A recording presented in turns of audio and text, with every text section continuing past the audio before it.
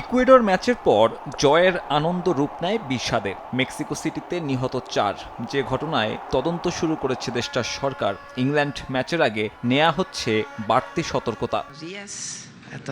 আজতেকায় বধ হবে three Lions, আত্মবিশ্বাসী খোদ মেক্সিকো প্রেসিডেন্ট ক্লাউদিয়া শেইনবাউম। দলের জয় উদযাপনে দিয়েছেন নির্দেশনাও। সমর্থকদের পরামর্শ ভিড় এড়ানোর। আগামী রোববার জয় উদযাপনে আমাদের দায়িত্বশীল হতে হবে, কারণ ম্যাচটা আমরাই জিতব। বেশি ভিড়ের জায়গাগুলো এড়িয়ে যাব। মেক্সিকো সিটিতে অনেক জায়গা আছে খেলা দেখার। আরও একটা পরামর্শ মেক্সিকো প্রেসিডেন্টের, জয়ের উদযাপনে যেন না করা হয় অতিরিক্ত মদ্যপান।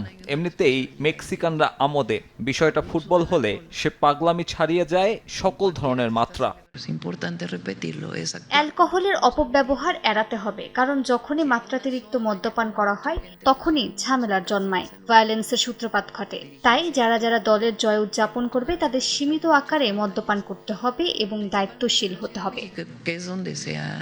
তবে সম্ভাবনা কম নিজেদের প্রেসিডেন্টের নির্দেশনা মানবে মেক্সিকানরা। ফুটবল নিয়ে তাদের পাগলামো অন্য পর্যায়ের। লম্বা সময় পর যখন মিলেছে আয়োজক সত্ত্ব, তখন তাদের কে আটকায়? যদিও ইংল্যান্ড ম্যাচ নিয়ে মেক্সিকো প্রেসিডেন্টের আত্মবিশ্বাস খুব একটা আকাশকুসুম চিন্তা নয়। ঘরের মাঠে ভয়ঙ্কর মেক্সিকানরা, আজতেকায় তাদের রেকর্ড আরও শক্ত। এমনিতেই সমুদ্রপৃষ্ঠ থেকে এমন উচ্চতায় মানিয়ে নিতে কষ্ট হবে ইংলিশদের। সেই সাথে স্বাগতিক দর্শক সামলানোটাও অন্য ধরনের চাপ। এছাড়া পরিসংখ্যানকে পাশে পাচ্ছে মেক্সিকো। বিশ্বকাপ আয়োজন করলে অন্তত কোয়ার্টার ফাইনালে ওঠে এই দেশটা।